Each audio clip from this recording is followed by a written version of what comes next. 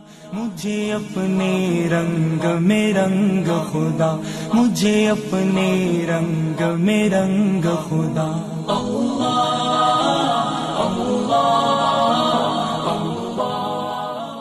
He used to say that I have decided for myself, I do not know how to make talim, I do not know how to make bayan, I do not know how to make mashwara, I do not know how to go out in the path of Allah. I am learning this work.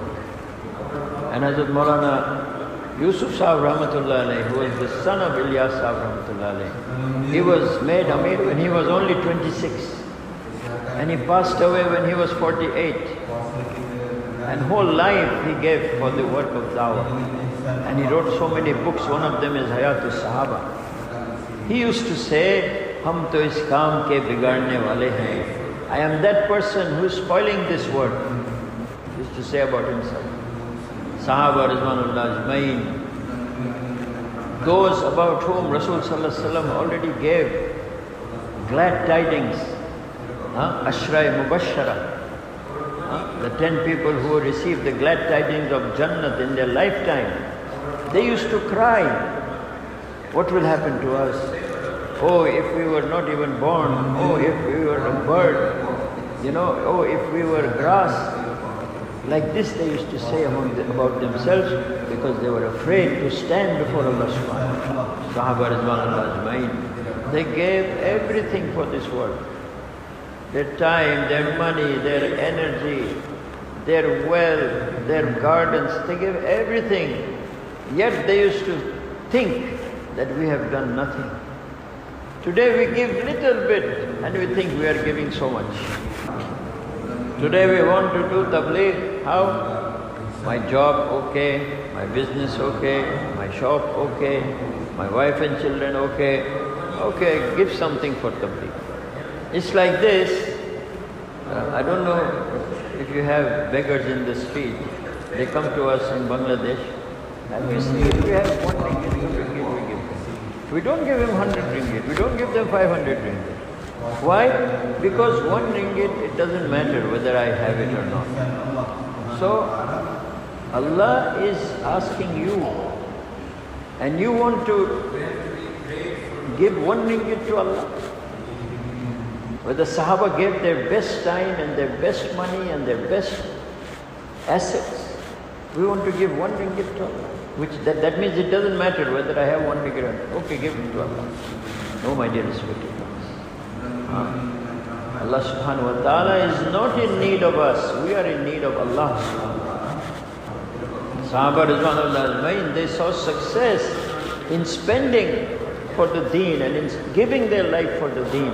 Haram radiallahu anhu, in battle, somebody put a spear in his back and it came out from his stomach. And he said, Fuztu bi Rabbil Kaaba. I promise by the Rabb of Kaaba I am successful. So the man who killed him, he said, what is this? I killed this person and he's saying he's successful. He started asking around.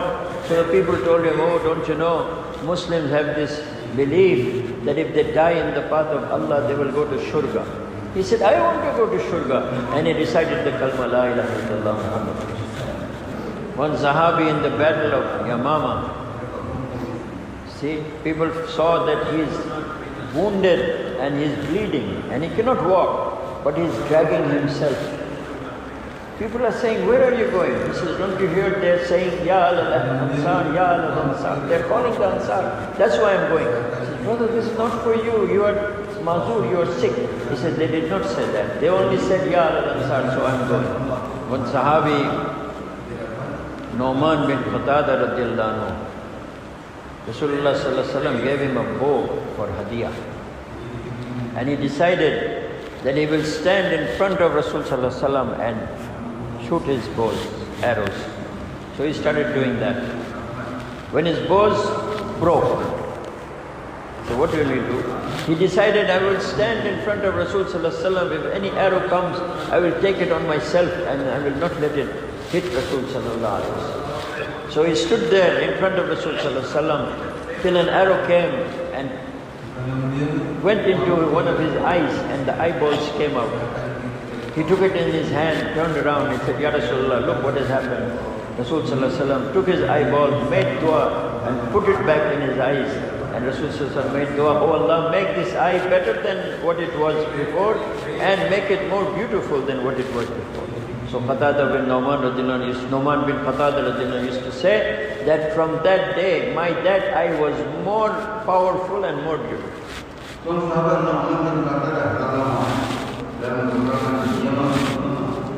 No, some better life. And what did Abu Dujana do, radiallahu anhu? When he saw that he was standing in front, he said, I will from the back. He went and caught Rasul sallallahu alaihi wasallam from the back. And he said, if any arrow comes, it will hit my back first, before it hits Rasul sallallahu alaihi wasallam. So they said after battle, quite a few arrows were sticking to the back of Abu Dujana Rasulullah. And we are the same ummah. The responsibility which was on Sahaba, same responsibility is on us. How much are we fulfilling that responsibility? Allah subhanahu wa ta'ala says, don't be fooled by the dunya. The dunya is deception. Dunya is dhoka. Don't be fooled by it. Yet we are spending most of our time in the dunya, with the dunya, hoping for more dunya. There is no success in that, my dear brothers. When in the time of Umar radiallahu anhu, he was eating food, it was so rough that others could not eat. And he was wearing clothes, very, rough type of clothes. So the Sahaba, they decided that Umar's salary, we should increase it. Then he will have better clothes, he will have better food. But they didn't have the courage to go and tell him this. So they told Hafsa radiallahu anha, who was his daughter of Umar radiallahu anhu, wife of Rasul sallallahu alaihi wasallam, that if she say, maybe he will listen. And told her, don't tell our names. We want to increase his salary. If somebody wants to increase your salary, you are happy or you are angry? But Umar radiallahu anhu, they are afraid he will be angry. So Hafsa radiallahu anha went to Umar radiallahu anhu and she said, oh my father, the Sahaba came to me and they requested me to tell you that they want to increase your salary from Baitul Mal. He said, you tell me their names, I am going to punish them. She said, no, I will not tell them. Then he said, oh Hafsa, you were in the house of Rasul sallallahu alaihi wasallam. What was the best food he had? She said, if he ate in the day, he did not eat in the night. If he ate in the night, he did not eat in the day. One day, there was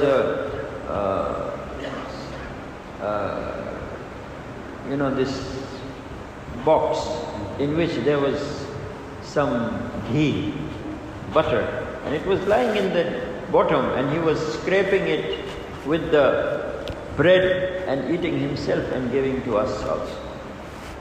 He says, what was the best clothes he had? She said, what clothes? He had one pair. He had one pair, which he used to wear all the time. And he had another pair which he used to keep. If any guests used to come from outside, he used to put that on. He said, what is the best bed he had? She said, what bed?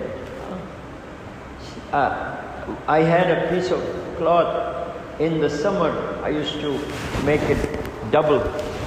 And in the winter, one was on his body and the other, one was over his body, one was under his body. This was his bed. So Hafsa radiallahu anha was crying and Umar radiallahu anha was crying. And he said, oh Hafsa, go to those people who have sent you and tell them that we were 3 companions. 2 of them have went a certain way and they have reached this destination. If I deviate a little bit, I will not be able to reach that. So they said, which night, which day? He says, the night of Hijrah. When there was nobody with Rasul sallallahu alaihi wasallam, only Abu Bakr was with him. And the people had announced a reward of 100 camels for Muhammad sallallahu alaihi wasallam, if anybody catch him dead or alive. And, go ahead. And Rasul sallallahu alaihi wasallam darkness of the night, he was leaving Makkah, and he was turning and looking at the Kaaba, and he was crying, and he was saying, "Oh Kaaba, I did not want to leave you, but your people is not letting me stay here." Then he made dua that, "Oh Allah, I am leaving the city which I loved. Now you take me to the city which you love for me." So Allah took him to Yasrib. The name of Medina was Yasrib. When Rasul Sallallahu Alaihi Wasallam started staying in Yasrib, people started calling it Madinatul Nabi. Medina means city, the city of the Prophet. So when they came out of Makkah, they came to the Jabal Sur, which is a very high mountain, and they started climbing it. And halfway through, Rasul Sallallahu Alaihi Wasallam became very tired. So Abu Bakr radiallahu anhu took him on his back and climbed the rest of the way. And when they came in front of the cave, Abu Bakr radiallahu anhu said, "Ya Rasulullah, you stay outside. Let me see what's inside." So he went inside the cave and he saw that there is a lot of cracks and holes in the cave. So he took off his turban and tore it into pieces and plugged all those cracks and holes. But there was more cracks and holes. So he took off his shirt, jubba, and he tore that also and plugged all the cracks. Then Rasulullah came inside. He said, "Abu Bakr, where is your turban? Where is your jubba?" He said, "Ya Rasulullah, there were so many cracks, so I plugged the holes with my clothes." So Rasulullah, he made dua that, "Oh Allah, I am pleased with Abu Bakr, you too be pleased with Abu Bakr." So Jibreel alayhi salam came and he said, "Ya Rasulullah, Allah has sent me to inform you, just as you are pleased with Abu Bakr, Allah is also pleased with Abu Bakr." There was one hole left. He plugged all the holes, one was left. So he put his feet on it to plug that hole. And Rasul Sallallahu Alaihi Wasallam, he was tired, so he put his head on the lap of Abu Bakr and fell asleep. From that side a snake came and bit the feet of Abu Bakr radiallahu anhu once, twice. It was so painful that tears came out of his eyes and fell on the face of Rasul Sallallahu Alaihi Wasallam. He woke up. He said, "Abu Bakr, why are you crying?" He said, "Ya Rasulullah, I think a snake has bit me." "Why you didn't wake me up?" "Ya Rasulullah, you were tired, how I can wake you up?" So now Rasul Sallallahu Alaihi Wasallam took some saliva from his mouth and put it where the snake had bit him, and it became well. So when Rasul Sallallahu Alaihi Wasallam passed away, people gathered in Sakhifa Bani Sa'ada, the Muhajir and the Ansar. Who will be Amir? Who will be Amir? Muhajir said, Amir will be from us, and Ansar said, Amir will be from us. And one of them stood up and said, "Okay, one Amir from you, one Amir from us." So when Abu Bakr radiallahu anhu heard this, he gave the responsibility of Dafan to Ali radiallahu anhu and Abbas radiallahu anhu. And he took Umar radiallahu anhu with him and Abu Ubadah ibn Jarrah with him. He said, "Let's go and see what's happening there." So when they arrived there, they saw that they were about to start fighting. So Abu Bakr radiallahu anhu, he said, "Look, don't fight. I heard from Rasul Sallallahu Alaihi Wasallam that the Amir will be from the Quraysh." So they agreed. Abu Bakr radiallahu anhu was one of the biggest alim, and many difficult situations he solved. One was this. The other was when they wanted to bury Rasul Sallallahu Alaihi Wasallam. Somebody was saying he's from Makkah, we will take him to Makkah. Somebody was saying no, he will bury him in Medina. So there was going to be a fight, and Abu Bakr radiallahu anhu said, "I heard from Rasul Sallallahu Alaihi Wasallam, wherever a Nabi dies, you don't remove him, you bury him there." So he died in the Hujra of Aisha radiallahu anhu, so he was buried there. Then when they were going to wash him, they said, "Should we take off his clothes and wash him? How will we wash him?" So Abu Bakr radiallahu anhu said, "I heard from Rasul Sallallahu Alaihi Wasallam that you don't take off the clothes of the Nabi when you wash his dead body, you wash him with his clothes on." So Abu Bakr was a big alim, you see. Then he said that, look, you have two people upon whom Rasul Sallallahu Alaihi Wasallam was pleased. Umar radiallahu anhu and Abu Ubaidah radiallahu anhu. You make any one of them your Amir. So both of them came and made bay'ah with Abu Bakr. They said, we make bay'ah with you. And when they made bay'ah with him, all the Muhajir made bay'ah with Abu Bakr. And then all the Ansar also made bay'ah with Rasul, Abu Bakr radiallahu anhu. And what they called him, we think Khalifa means king. No, Khalifa does not mean king. It does not mean president. It does not mean prime minister. Khalifatul Rasul. He was made Khalifatul Rasul, which means he was Wakil of Rasul. He was representative of Rasul. So we have to understand this, that Abu Bakr was the Ummah of Rasul Sallallahu Alaihi Wasallam, and he was made Wakil of Rasul Sallallahu Alaihi Wasallam. In other words, the whole Ummah is also Wakil of Rasul Sallallahu Alaihi Wasallam. And Abu Bakr radiallahu anhu, 2.5 years he was Khalifa. He stood up with the work of Rasul Sallallahu Alaihi Wasallam. And he did the same effort that was being made by Rasul Sallallahu Alaihi Wasallam. Umar radiallahu anhu, 10 years he was Khalifa. He stood up with the work of Rasul Sallallahu Alaihi Wasallam. Same with Usman radiallahu anhu, same with Ali radiallahu anhu.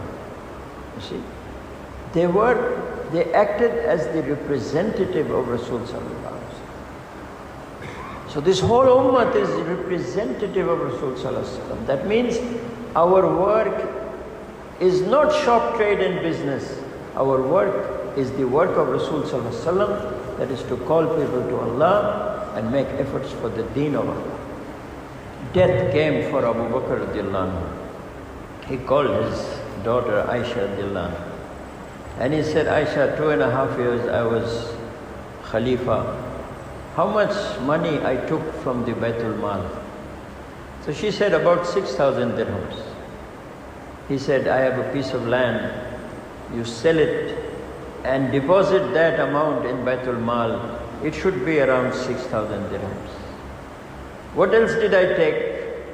She said, 1 camel, 1 slave, and 1 chadar, 1 wrap. He says, when I pass away, take these 3 things and give it to the one who will be Khalifa after me. So when Abu Bakr passed away, she took the money she sold the land, took the money and took the 3 things which was used by Abu Bakr and presented it to Umar radiallahu anhu. Umar radiallahu anhu cried and he said, Oh Aisha, your father has made it very difficult for us. He also said that how many pieces of cloth was needed for the kafan of Rasul Sallallahu Alaihi Wasallam. She said 3 pieces of cloth. He said, all right, I have 2 chadar on me. Wash it properly, use these 2 and bring 1 new.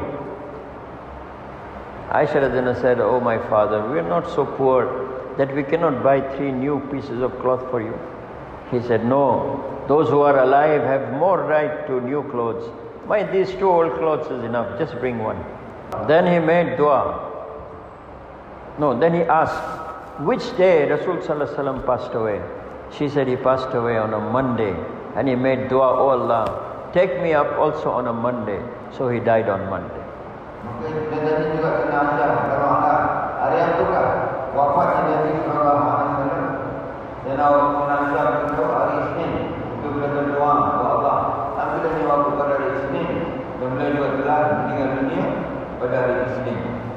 And when he passed away, where did they bury him? Next to Rasul Sallallahu Alaihi Wasallam.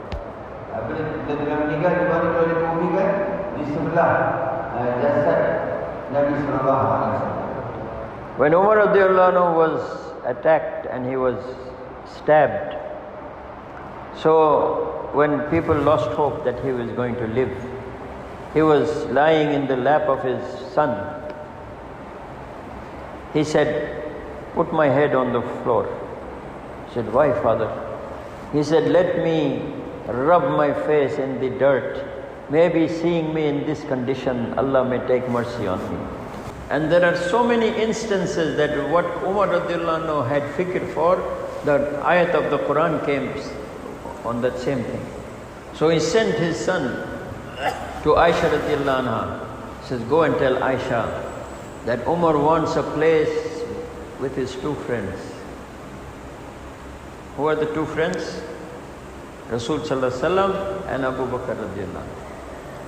So when he went and told Aisha radiallahu anha, she said, this place I had reserved for myself, my husband, my father and myself. But Umar is such a person, I cannot deny his request. Okay, I give permission. So his son came very happy.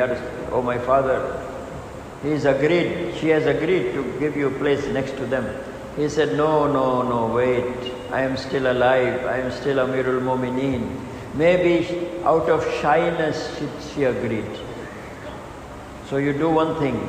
When I die and my soul leaves my body, you take my janazah and put it outside the hujra of Aisha radiallahu anha. And then again request that Umar wants a place inside. If she agrees, then you bury me inside. If she doesn't agree, you bury me in with the rest of the Muslims. So when he passed away, Umar radiallahu anhu, they took his janazah and placed it in front of the hujra of Aisha radiallahu anha. And they said, Umar radiallahu anhu wants to enter. Hazrat Aisha radiallahu anha, she took her clothes and she made parda and she came out of her hujra and she said, yes, let Umar come in, let Umar come in. So he got a place next to Abu Bakr. So these are the people who we should follow. We should not follow people from different walks of life, people from different communities, people from different religions. No, our uswa, our example are the Sahaba. You see? The more our lives will resemble the lives of the Sahaba, the more successful we will be. And this work is the responsibility of the whole ummah, the men, the women, the children, the rich, the poor, the black, the white. Whole ummah has been given the responsibility of the work of dawah. Ini adalah tanggung seluruh umat.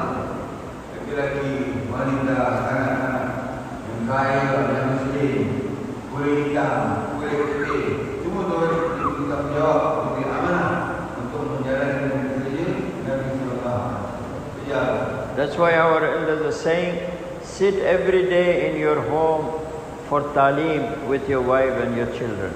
You go for 2 months, for 3 days with the men Jamaat. In the 3rd month, you take your ladies in 3 days. You go every year at least for 140 days. Now they are saying 4 months. And the ladies every year should spend at least 15 days. 2 years you go with men's Jamaat. 3rd year you take your ladies out for 40 days. And those ladies who have spent 40 days, take them to different countries of the world.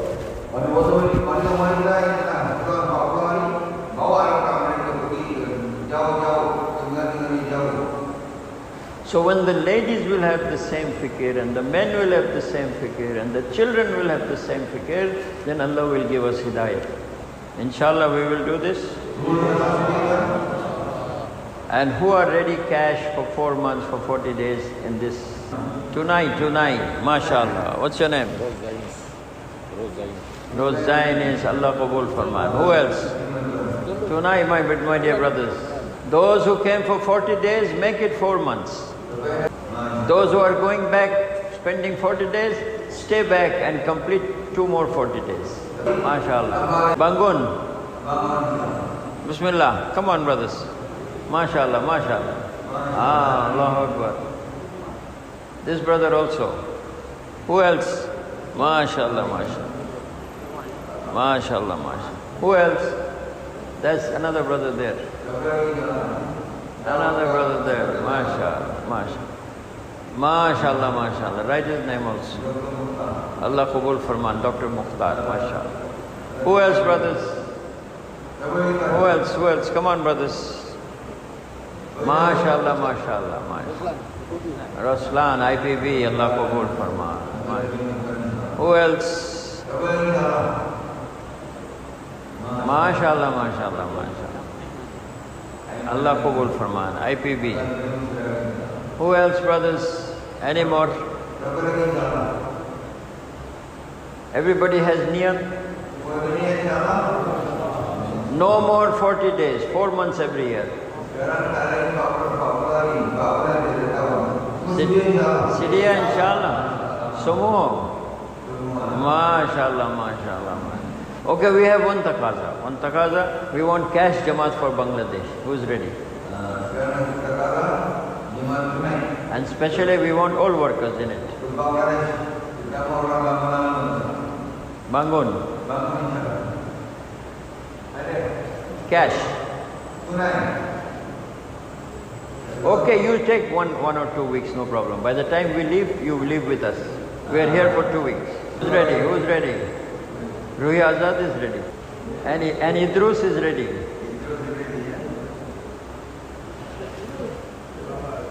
Who else is ready, brothers? Come on. Muharram is ready. Huh? Come, brothers, we want a Jamaat for Bangladesh, please. Already there is mashwara that you will send a Taqaza Jamaat to Bangladesh. We want that Jamaat today from here. Come on, Bismillah. Dr. Fauzi, MashaAllah, MashaAllah. Allah Qabul Farman. Who else? Who else? We need a Jamaat from here, from now. Huh? Who else? What's his name? Maulana, MashaAllah, MashaAllah. This become very good Jamaat now. Who else? Who else, brothers?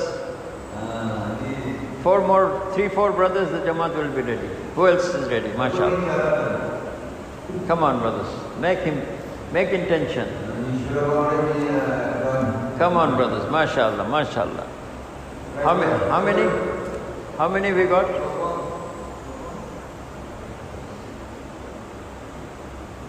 4, 5? 4? So we need at least 2-3 more. Come on. Come on, make niyat, brothers. Make niyat, make dua. MashaAllah, MashaAllah. What's your name, bro? Allah Qabul Farman. Okay, 2 more. Dua Uran. Bangun. Come on, brothers. MashaAllah. Please make your niyat. Please make your niyat. Come on, brothers. Allah Qabul Farman. Anyone else? 2 more. How many we got? 5? At least make inam. Inam Princip, Inam Orang. Come on, brothers. 1 more. Where? Allahu Akbar, Jaguzul. Very good, very good. So we have inam or we make, what is 7? Tujo Jannat, Tujo. Come on, MashaAllah. Come on, brothers. Come on, brothers. Bismillah. One more. Himmat. That one stood up. He stood up. Tell your name. What's your name? Hamim, MashaAllah. Good, he will be translator. No. First he will give chilla, then he will go home. Okay? Ready? He's ready, inshallah. So you have translator now.